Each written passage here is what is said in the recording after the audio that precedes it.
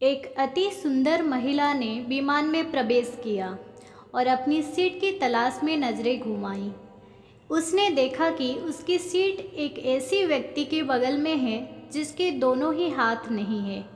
महिला को उस अपाहिज व्यक्ति के पास बैठने में झिझक हुई। उस सुंदर महिला ने एयर होस्टेस से बोला, मैं इस सीट पर सुविधापूर्वक यात्रा नहीं कर पाऊंगी क्योंकि साथ की सीट पर जो व्यक्ति बैठा हुआ है उसके दोनों हाथ नहीं हैं। उस सुंदर महिला ने एयर होस्टेस से सीट बदलने हेतु आग्रह किया। असहज हुई एयर होस्टेस ने पूछा, मैम क्या मुझे कारण बता सकती है? सुंदर महिला ने जवाब दिया, मैं ऐसे लोगों को पसंद नहीं करती। मैं ऐसे व्यक्ति के पास बैठकर यात्रा नहीं कर पाऊंगी। देखने में पढ़ी लिखी और विनम्र प्रतीत होने वाली महिला की ये बात सुनकर एयर होस्टेस अचंभित हो गई। महिला ने एक बार फिर एयर होस्टेस से जोर देकर कहा कि मैं उस सीट पर नहीं बैठ सकती, अतः मुझे कोई दूसरी सीट दे दिया जाए।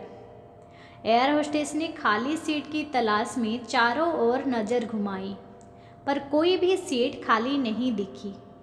एयर होस्टेस ने महिला से कहा कि मैडम, इस इकोनॉमी क्लास में कोई सीट खाली नहीं है, किंतु यात्रियों की सुविधा का ध्यान रखना हमारा दायित्व है। अतः मैं विमान के कप्तान से बात करती हूँ, कृपया तब तक थोड़ा धैर्य रखें। ऐसा कहकर हॉस्टेस कप्तान से बात करने चली गई। कुछ समय बाद लौटने के बाद उसने महिला को बताया, मैडम आपको जो असुविधा हुई उसके लिए बहुत खेद है।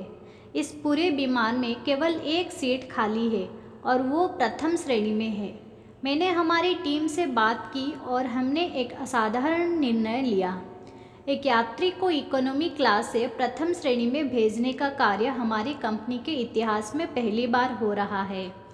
सुंदर महिला अत्यंत प्रसन्न हो गई, किंतु इसके पहले कि वो अपनी प्रतिक्रिया व्यक्त करती और एक शब्द भी बोल पाती, एयर होस्टेस उस अपाहिज और दोनों हाथ विहीन व्यक्ति की ओर बढ़ गई और विनम्रतापूर्वक उनसे पूछा, सर क्या आप प्रथम श्रेणी में जा सकेंगे? क्योंकि हम नहीं चाहते कि आप एक अशिष्ट यात्री से साथ यात्रा करके परेशान हो। ये बात सुनकर सभी यात्रियों ने ताली बजाकर इस निर्णय का स्वागत किया। वो अति सुंदर दिखने वाली महिला तो अब शर्म से नजरें ही नहीं उठा पा रही थी। तब उस अपाहिज व्यक्ति ने खड़े होकर कहा, मैं एक भूतपूर्व सैनिक हूँ और मैंने एक ऑपरेशन के दौरान कश्मीर सीमा पर हुए बम विस्फोट में अपने दोनों हाथ खोए थे। सबसे पहले जब मैंने इन देवी जी की चर्चा सुनी तब मैं सोच रहा था कि मैंने भी किन लोगों की सुरक्षा के लिए अपनी जान जोखिम में डाली और अपने हाथ खोए।